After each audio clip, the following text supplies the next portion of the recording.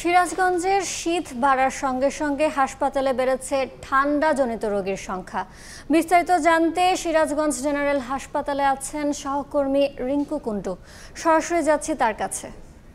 সিরাজগঞ্জে শীতের সাথে সাথে পাল্লা দিয়ে বাড়ছে বিভিন্ন ঠান্ডাজনিত রোগ। বিশেষ করে এই ঠান্ডাজনিত রোগে আক্রান্ত হচ্ছে শিশুরা এবং বৃদ্ধরা। আমরা এখন আছি সিরাজগঞ্জ জেনারেল হাসপাতালের শিশু ওয়ার্ডে। আমি যদি একটু দেখাই যে এই যে শিশু ওয়ার্ডটি রয়েছে, এখানে কিন্তু গত কয়েকদিন ধরেই কিন্তু যে ঠান্ডাজনিত রোগী যে শিশুর যে সংখ্যা সেটি কিন্তু আসলে বাড়ছে। অভিভাবকরা তাদের কিন্তু শিশুদের নিয়ে এই হাসপাতালে আসছে এবং হাসপাতালের বেডে জায়গা না হয় আমরা দেখতে পাচ্ছি যে বারান্দায় এবং মেঝেতে এই যে শিশুদের রেখে কিন্তু আসলে চিকিৎসা সেবা দেওয়া হচ্ছে। সেক্ষেত্রে চিকিৎসকরা যেটি বলছে যে অতিরিক্ত রোগীর চাপ রয়েছে, যে কারণে কিন্তু আসলে যে নির্দিষ্ট যে বেড সেই বেডের থেকে অতিরিক্ত রোগী হয় কিন্তু তারা আসলে মেঝেতে এবং বারান্দায় কিন্তু বাধ্য হয়ে তারা চিকিৎসা সেবা দিচ্ছে। এবং হাসপাতালের আন্তঃবিভাগ ছাড়াও বহির্বিভাগে কিন্তু প্রতিদিন শত শত শিশুকে নিয়ে কিন্তু ঠান্ডাজনিত নানা রোগে আক্রান্ত শিশুদেরকে নিয়ে কিন্তু অভিভাবকরা আসছে এবং সেখান থেকে কিন্তু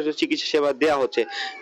চিকিৎসকরা যেটি বলছে যে ঠান্ডাজনিত রোগের মধ্যে যেগুলো রয়েছে নিউমোনিয়া, তারপরে ডায়রিয়া সহ বিভিন্ন যে রোগগুলো রয়েছে এগুলো থেকে বাঁচতে কিন্তু যে তারা যেটি বলছে যে শিশুদের গরম কাপড় রাখা এবং শুকনো জায়গায় রাখা, ঠান্ডাতে বের হতে না দেয়া, এইগুলো কিন্তু তারা আসলে পরামর্শ দিচ্ছে। পাশাপাশি আক্রান্ত শিশুদের দ্রুত হাসপাতালে নিয়ে আসা কিন্তু তারা পরামর্শ দিচ্ছে। এছাড়া সিরাজগঞ্জের অন্যান্য উপজেলার কথা যদি বলি, অন্যান্য উপজেলা স্বাস্থ্য কমপ্লেক্স গুলোতে কিন্তু আসলে একই অবস্থা আমরা দেখতে পাচ্ছি।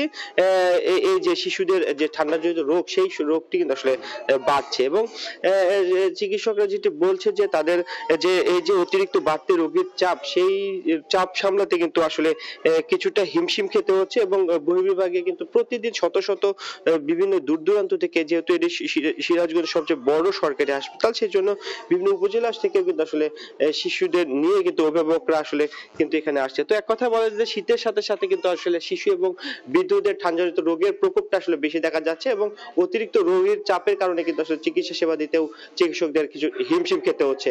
তো এই ছিল সিরাজগঞ্জ থেকে আমার কাছে ঠান্ডাজনিত রোগের সবশেষ খবর।